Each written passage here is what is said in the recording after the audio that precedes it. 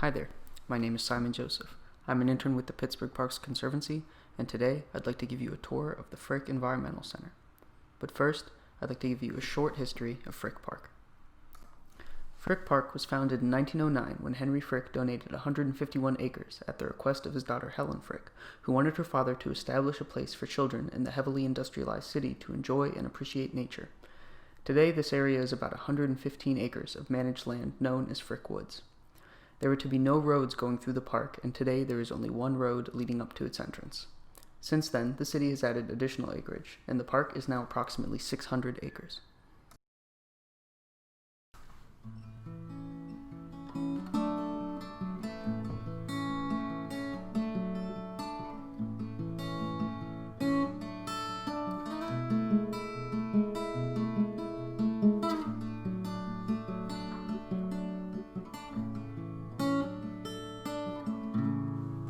Now that you've learned about and seen a little bit of Frick Park, I think it's time that we move on to the Frick Environmental Center.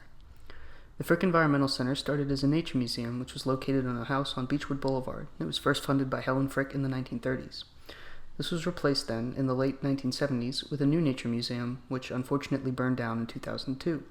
After that, PPC partnered with the city to plan the new site. In 2009, building and landscape design began, with construction beginning on August 4th, 2014, exactly 12 years after the fire destroyed the old Frick Environmental Center.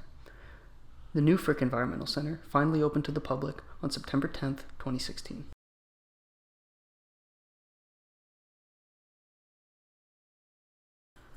When you walk in the front gate of Frick Park, on the left you'll see 588 solar panels that provide 100% of the Environmental Center's power, and it also acts as a parking lot. Inside the Environmental Center, there are 3 levels. The lower level provides storage, and it is where the HVAC and electrical systems for the Environmental Center are housed. The middle level is the office, which is the main office space, a conference room, and 2 think tanks. The top level is where you'll find reception, the living room, and a large classroom that can be split into 2 smaller classrooms, and if you go outside you'll find an additional outdoor classroom. The building opposite the Environmental Center is the barn, which houses the water capture systems and 2 additional bathrooms. While the Environmental Center looks pretty cool on the outside, I think the most interesting part is on the inside. The Frick Environmental Center was constructed with a particular focus on sustainability, which is why the FEC has 2 sustainability certifications, a LEED Platinum certification and the Living Building Challenge certification. While LEED Platinum is pretty impressive, I think what's most impressive is the Living Building Challenge certification. The Living Building Challenge requires that projects are restorative, which means that the site is raised to a higher state with the project, and there are 7 focus areas, called petals, that the project must meet to be certified. We're going to break those down now. The first petal is site. The project must curb sprawl, protect sensitive ecology like wetlands and old-growth forests via offsets and by using gray or brown fields. The project must also reduce transportation impacts and expand protected ecological areas as an offset for the impact of development. The FEC was built on top of the old site, which was a gray field, and the 195 trees that were cleared were replaced with 195 native trees and nearly 7,000 plantings. These trees and plantings are projected to absorb over 6 million gallons of water and over 410,000 pounds of CO2 over the first 50 years. The project is also conveniently close to public transportation routes, and it's in the middle of 3 neighborhoods. PPC is also encouraging staff to use bikes to get to work. The second petal is water. Both the solar panels and the parking lot provide a good example of developed sustainable water management. This means that man-made infrastructure is used to capture and store water. There are gutters along the sides of the solar panels that run down into 2 500-gallon rain barrels. Captured water is also stored in a 1,500-gallon cistern near the barn and a 15,000-gallon cistern underground. If you're having a hard time picturing 15,000 gallons, look at this conveniently placed picture. This captured water is used around the building and landscape. The parking area near the front entrance uses a permeable surface, which allows water to seep underground and be returned at a natural rate. The parking lot under the solar panels is paved with impervious asphalt, so water is captured at underground infiltration areas where the water can be held before being returned. The Environmental Center itself is an example of ecological, sustainable water management. The building's roof is curved, so rainwater runs into a rain veil on the north face of the building. The water then runs into a rain ravine, which empties into a constructed ecological wetland which also handles overflow from the cistern and fountain. As per code, potable water must be municipal. The Environmental Center still has to compensate for the volume of water captured to be net zero, so they use low flow and sensor-operated fixtures. Non-potable water is treated before storage. A BRAE, or BRAE, rainwater harvesting system that is located in the barn pumps water through a multimedia filter, a UV purifier, and adds a dye to indicate that it's non-potable. Maximum expected water use is about 330 gallons per day. Black water is treated via an on-site buried treatment train system, which is pumped into a drip irrigation field a short distance from the woods. The next pedal is energy. The Frick Environmental Center uses about 40% less energy than another building of its size. This is thanks to the solar panels above the parking lot that generate 100% of the Environmental Center's power. The building produces around 153,000 kilowatt hours per year, but only consumes about 142,000. The FEC is connected to the grid, which means that on cloudy days the FEC can pull energy from the grid, but on sunny days it can give energy back to the grid, keeping electricity generation net zero.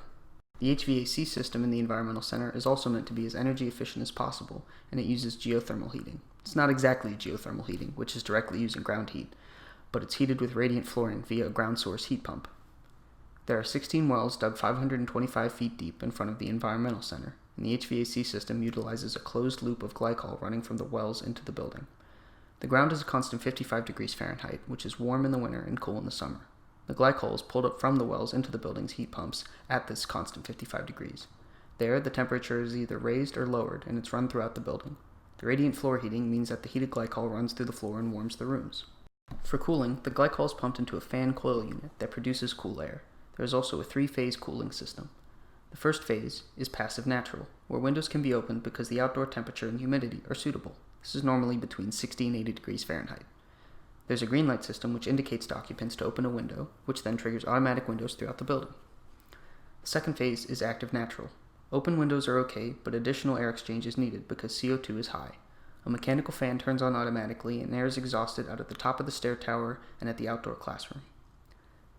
The third phase is mechanical with energy recovery, which is used when the outdoor conditions are not suitable for natural ventilation.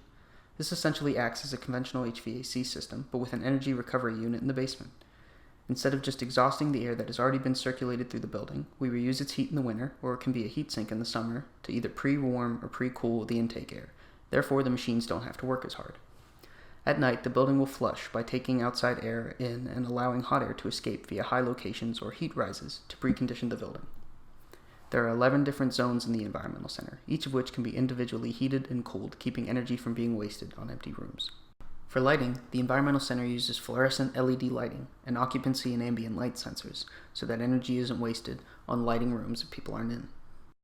The next pedal is health. The health pedal requires that there is a civilized environment, meaning plenty of daylight and fresh air, healthy air, which means that there are controls and testing to protect the air we breathe, and biophilia, which nurtures humans' connection to nature.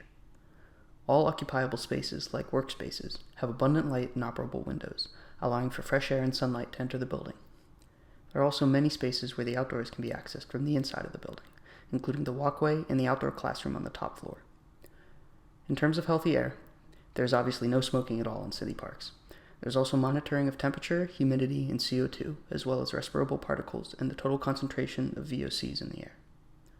The Environmental Center features quite a few biophilic design elements, including the rain veil and natural materials like wood that connect people with nature, the curved shapes of the building and tree-like columns that simulate natural features, plenty of natural light and outdoor spaces that are available to visitors, and the landscape features, situating the building between man-made and natural landscapes, allowing for the form of the building to be more defined.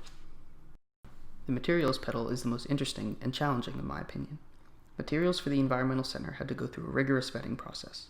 Specific materials with red list chemicals that affect human and ecosystem health had to be avoided. Things like asbestos, neoprene, lead, petrochemical fertilizers and pesticides, and PVC were all excluded from construction. The Environmental Center used Forest Stewardship Council certified wood, meaning it was sourced from forests that are sustainably and responsibly managed or from reclaimed sources. The FEC also used third-party certified standards for stone and rock, and salvaged wood and stone from the old site were also used. Materials also had to be sustainably sourced and contribute to the regional economy. Materials had to be sourced from manufacturers within a 500 to 20,000 kilometer radius, based on the type of material and how heavy it was. More dense and heavier materials had to be sourced closer to the construction site than other smaller materials like technology and wiring. The FEC also has on-site composting and recycling, as well as a plan for current and future purchasing to minimize waste. The next pedal is equity. The purpose of the equity pedal is to foster a truly inclusive sense of community that is just and equitable for all people. As the first free and publicly owned living building, the Frick Environmental Center strives to be a beacon of inclusivity for all people, Pittsburghers and visitors alike. The Environmental Center is bordered by multiple neighborhoods and is easily accessible by bike, car, and public transportation. The park is free to everyone and has accessibility features so anyone can come and enjoy the natural landscape. The focus of the Environmental Center and its staff is to foster all people's connection to nature, not restrict access to it. The final pedal of the Living Building Challenge is beauty. The design of the Environmental Center is intended to promote awe, curiosity, and love for the natural world. Community input was gathered to help define features that they wanted, which includes the famous fountain, which was redesigned to reduce water and energy impacts while preserving a historic feature of Frick Park. At Frick Park and the Frick Environmental Center, all people are welcome, celebrated, and restored. Thank you for watching this virtual tour of the Frick Environmental Center. The Environmental Center is truly an incredible feat of sustainability, and I hope you have a chance to visit this amazing building and the wonderful park that surrounds it.